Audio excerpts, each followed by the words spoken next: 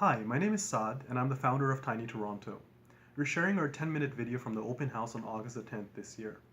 We're based out of the Design Fabrication Zone at Ryerson University. You'll notice our full team of engineers, designers, and business people that will share what we did for research, for our prototype modeling, and our near plans for manufacturing. So I hope you enjoy the video, and welcome to Tiny Toronto.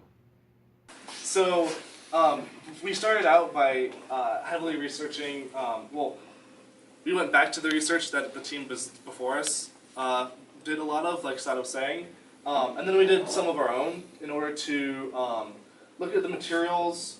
Zoning laws especially was like a very important thing for us to figure out, to make our design fit within certain specifications. We wanted to know what kinds of laws we were fitting into. Safety, obviously, that goes along with kind of the zoning laws. Sizing, similar kind of, we kind of even taped down on the ground in one of the classrooms over here what size this thing would be. And we were looking at it from all these kinds of perspectives, and it was awesome. And then Adam, so a lot of our research was based on our prior marketing.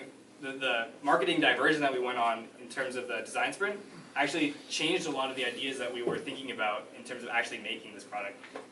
So we moved towards materials that were more viable, but still not really used in a lot of architectural and building applications. So we're trying to make something that's still cutting edge, but something that's doable and something that people will buy without really hesitating.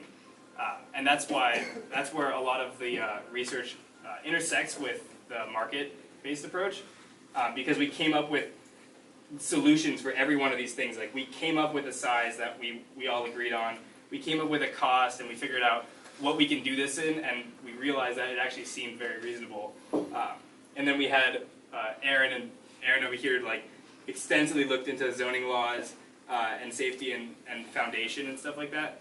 A lot of technical aspects that went alongside the design aspects, and that's helped us actually reach a lot of the different checkpoints that you can see walking around the room.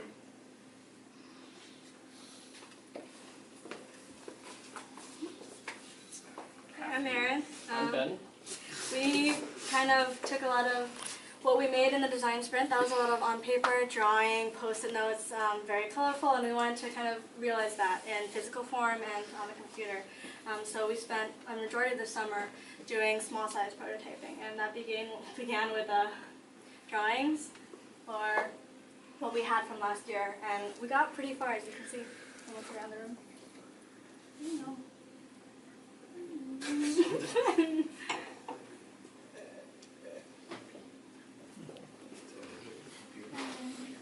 There we go.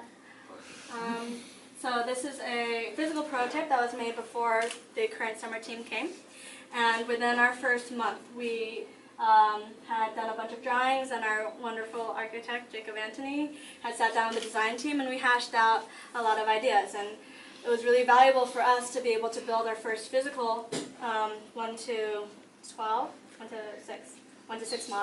Yeah, 1 to 6 model, and you just get to see it just in front of us. That is extremely valuable to us as far as what does it look like, how does it work. We made doors that had hinges, and to be able to actually see it come to life was good for us, and it taught us a lot of things. We got to show it to a bunch of architects that came in and engineers and realize, okay, great, we have this 1 to 6, but there's a lot of problems, and there's a lot of stuff we need to work on. And so that's been what the next month has been.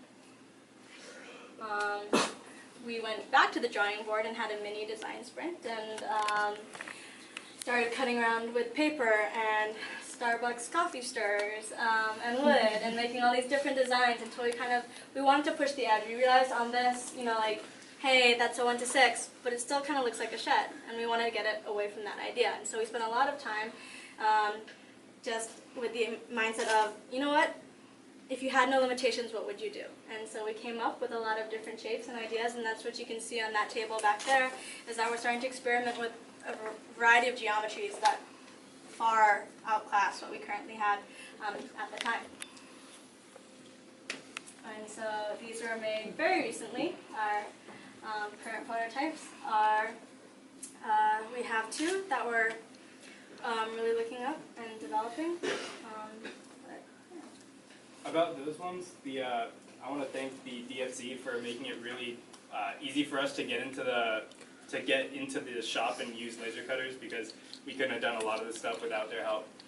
That has been a blessing. It's been really, I can tell you from personal experience, the first day I walked into the, just all the workshops training to use all their stuff, it's, as a builder and as someone that likes to work with their hands, it's so amazing to have those opportunities. Let's be honest and specifically thank Lily, because Yeah. she actually did everything. So helpful, late nights, odd hours. She was so accommodating to us to let us go into the workshop and laser cut and glue all these things together, so that was good.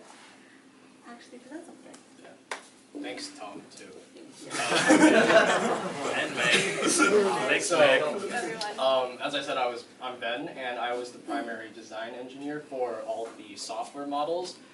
So to get into the nitty-gritty, all of the models that we've made over here, all the prototypes, all of the, this mock-up behind the TV screen, all of them were facilitated with engineering modeling software. We use SolidWorks for this primarily because of our engineering background in mechanical engineering. And we also transitioned this model into Revit so that we could use more professional architectural details that we could use when we actually build it. And so the model was used for a lot of things. For example, we used it to model our energy simulations so we could find out a cost estimate of how much energy this was going to use, how much it was going to cost every year. We also used it to produce these nice renderings, and we used it basically to do a lot of back and forth with suppliers, supplying them with technical details to see exactly what we could build, what we couldn't build, and yeah, all that back and forth and all of our design work with Jacob back there, our architect, eventually led to this as our final prototype for this summer. And it was also a great opportunity to visualize the amount of space that you could actually put in here. So I put a chair and a desk, and yeah.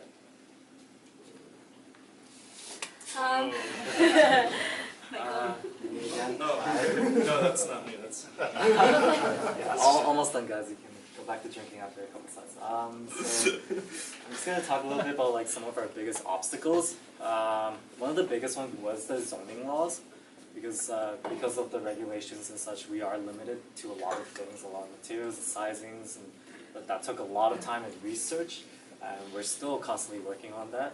Another obstacle is faced by a lot of startups. We did spend a lot of time fixing some organizational structures, some communication issues, but it was good that we had that because we learned a lot out of it. Looking forward, we do plan on getting a slightly bigger prototype. We went to 1 scale that you can actually walk in and see the lights, the furniture, and all that. Somewhere between October and November, so look out for that, and maybe we decide to finish it off. Well, as you can see, we couldn't have done any of this without the man in the yellow shirt here. And I really want to draw this out, that how much hearty effort that's gone in from the whole team, and how many late nights of design sprints after leaving late from work, coming in early, that made all this possible. And the amount of accommodation we've had at the DFZ about taking over the whole space for the whole summer, and in the workshop and everything else, it's just been phenomenal. It's just not possible without this whole team that surrounds us. And literally, half our team is in the room.